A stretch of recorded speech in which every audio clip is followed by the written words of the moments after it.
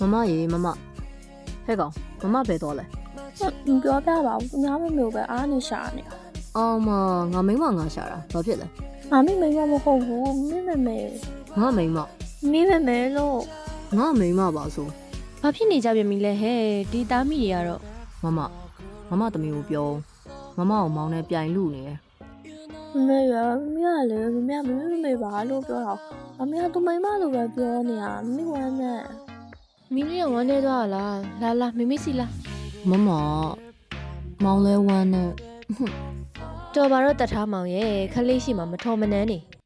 မမအခုတော့မောင်းအောင်နာမည်နဲ့ပါကင်ခေါ်နေပြီပေါ့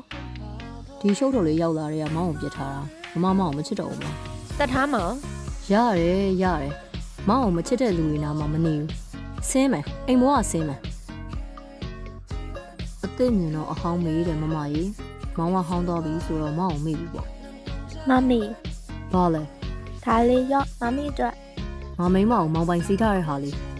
ဘာလဲအဲ့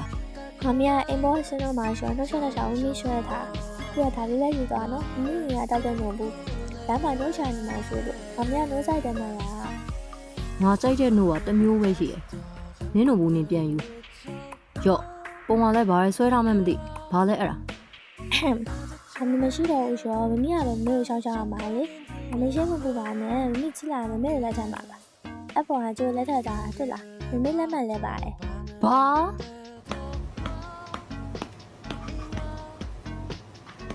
အမလေးမိလေး မေရဲ့မမီတမီပရိုင်းနေတယ်လို့ ဟဲ့ မမေရဲ့ကဲပါ နင်မပြေးနဲ့လာစမ်းငါကြောင့်လူဖြစ်လာပြီငါ့ကိုခြေရလာတိုင်းုံနေမကောင်းငါမိန်းမကလာလူချင်နေရမင်းရင်အသေးပဲ ဒီသားမိနဲ့တော့ငါစိတ်ညစ်ပါတယ်